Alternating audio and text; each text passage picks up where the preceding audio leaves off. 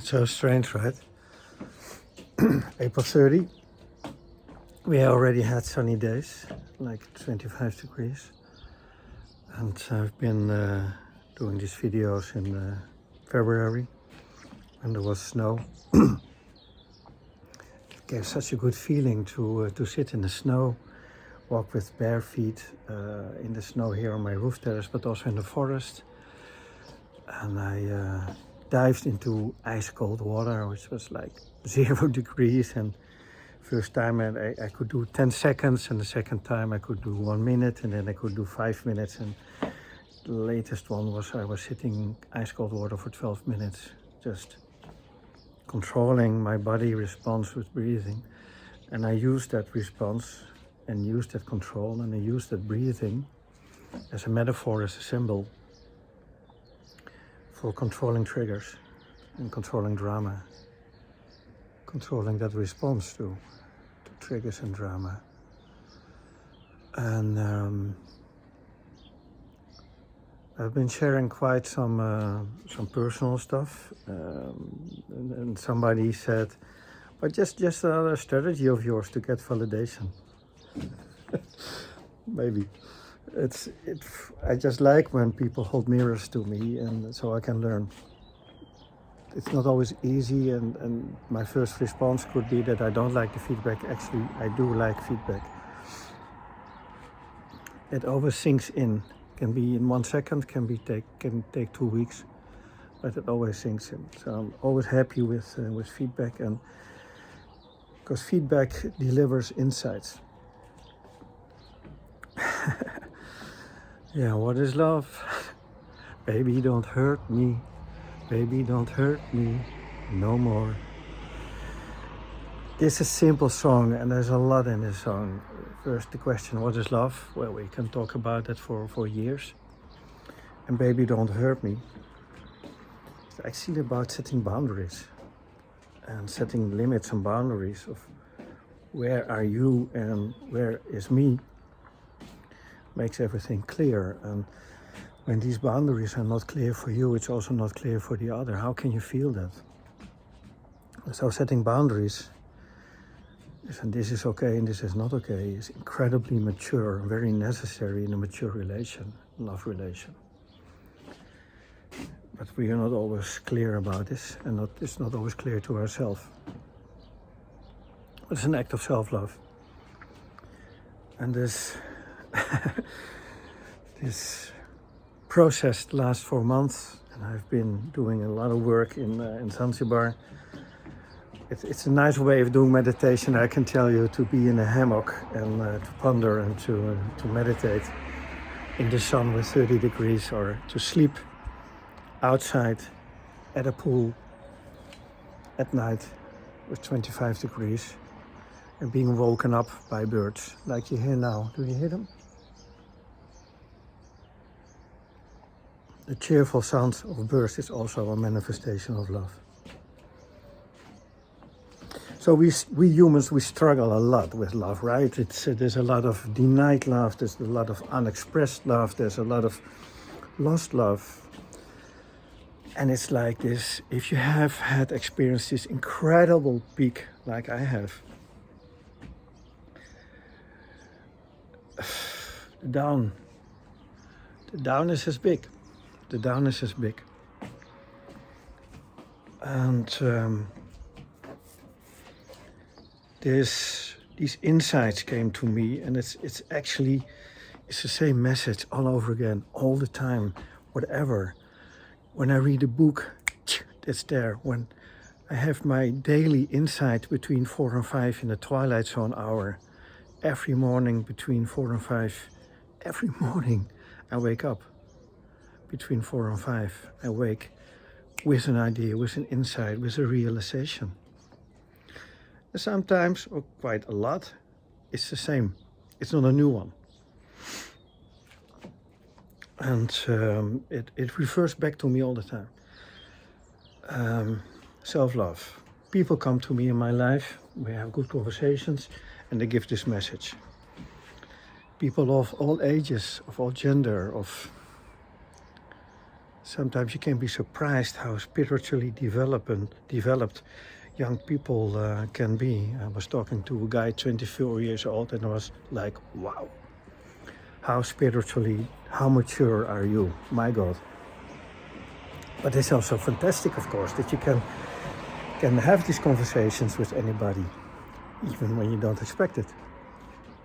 So back to the story, the realization came back.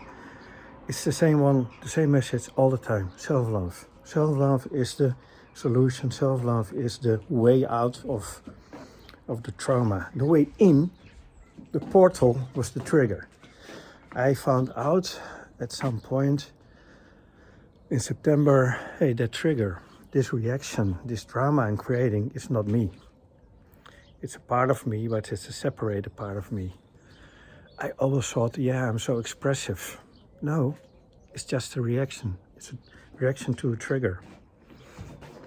You can be more calm. So I was using this breathing technique in the snow in February and in the ice cold water as a metaphor, as a symbol.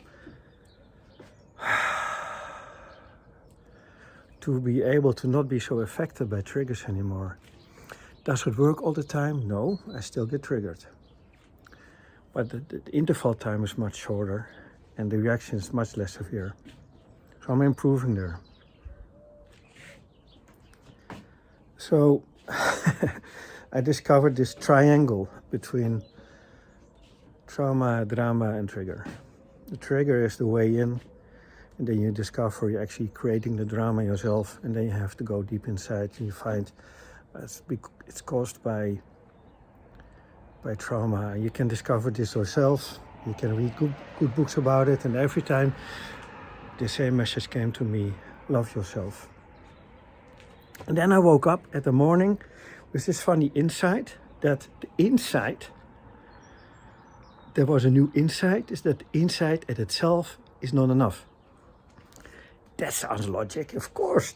Is that so? Is that rocket science? No, that's not rocket science. You actually have to do something. You have to work. You need to take action. Self-love is an act. Self-love is a decision. Self-love is discipline. Self-love is taking care of yourself. Self-love is setting boundaries. Does that need to be in an aggressive way? No, of course not. You can be clear in a loving way. Yeah, it's not a quick fix. So I went into regression and hypnosis to go back to my childhood time, to my couveuse time. I was 3 months trying to survive, being deprived of mother love. And this is where the connection started between looking for the warmth, love of my mother, connected to survival modus. I was just trying to survive in a cold environment. Personal information, right? I'm okay with that. I can share this. So here's where my codependency started. And I didn't know this. I just realized it also in one of these insights in the morning between 4 and 5. I realized, this is where I need to look. I need to go back to that couveuse time. So I went to hypnosis regression to integrate this inner child, to integrate the baby, to love that baby, to pull that baby, which was cold and alone, surviving without a mother in a couveuse, to pull that into my heart. And I still have this affirmation: when I put my hand on my heart, I go back to that moment in that regression where I actually pulled myself, my baby, into me. Does that fix everything? This shortcut, quick fix? No, of course not. But it helps me to, when something happens, to go back inside and to choose that self-love. Yeah.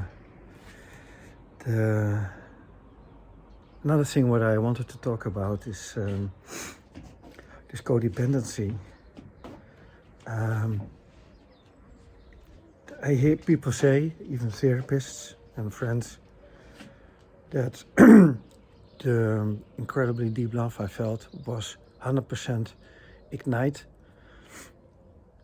by codependency, trying to fill that hole inside, that child who was deprived or was raised in an unsafe environment is trying to desperately grab never-ending seeking validation and love. That is not how I see it. I don't think that the love you can feel is 100% caused by that. It's bullshit. It's a very cold and cynical way of looking at things. But I believe that in relations and in love relations, and even when that's very authentic, not very authentic, it's either authentic or not, but even when it's authentic and you try to be unconditional, there is a conditional part. So the codependency is not completely responsible for that love you feel, but it's a travel companion. So I see the codependency, I still don't really know the good English word, so bindingsangst and verlatingsangst. Fear of love is a very, very existential fear, very, very deep. The feeling I'm not good enough, I'm not deserving love. How can anybody love me? That's impossible. So I will push them away anyway, because they will leave anyway. I will push them away anyway. Or I'm so afraid they leave me and they deserve me. I'm clingy. I start to cling. These are the two strategies of fear of love. This existential fear of love has two coping strategies: pushing and pulling, clinging or denying. Build a wall around your heart, stay safe behind it, and every time when somebody comes close, you build that wall up again. Push them away. Before they can hurt you, you hurt them. That's the strategy. The other strategy is, okay, so this strategy, this first one, bindingsangst, is, you see, they don't love me. You see, I will push them away and they don't come back. You see, they don't love me. I got proof now. The other strategy is pull too hard. It's become clingy, and it's a suffocating way. Is I need proof of your love all the time. So this second one is not proving, you see, they don't love me. It's the other way around. They need constant proof. You see, they love me. You see, they love me. It's this trying to seek validation all the time. This was my strategy. Maybe still is. But both have the underlying same fear. Both have the underlying same existential fear. Fear of love, fear of hurt, fear of being deserted. And the only way to dissolve that is to love yourself. Start with loving yourself, because then you can be convinced, yeah, somebody can love me. Love yourself and heal yourself so up to a level, up to an extent. Love yourself and heal yourself up to a level, up to an extent, that you actually believe it when somebody says he or she loves you. And this idea is that this completely explains the love you feel is not real but conditional and caused by a trauma. For me, that's bullshit. I think it's even a damaging insight. It's a damaging theory. But what I do believe is that you can feel love, and this existential fear of love is a travel companion and can damage. So you can become so scared, that you actually deny yourself love, pushing it away. Or you can become so scared, even that the love is real, you really feel it, there's the connection, it's all real, it's all authentic. But even then, you can damage it by being too clingy. So I see those two strategies, coping strategies, coming from the same source. The conviction, I'm not good enough to receive love, so let's deny it anyway. Or I'm not good enough to receive love, I need constant proof. Are travel companions. And the way out is self-love. So, and then the second step was, because I also realized the insight at itself, there was this insight that the insight at itself is not enough. You need to do it. It's just like Nike says, just do it. And it's hard. The insight and the process is already hard.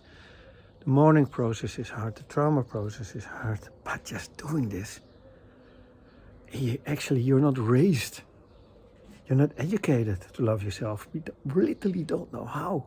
We literally don't know how to love ourselves. How? How do you do this?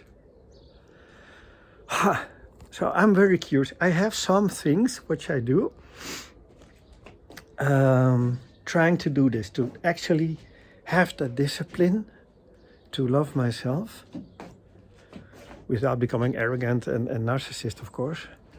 But that's not really love. Unconditionally and authentically love yourself. I have some ideas, but I'm curious for your ideas too. What do you do practically? The how. How do you love yourself? Let's share some ideas. Ciao.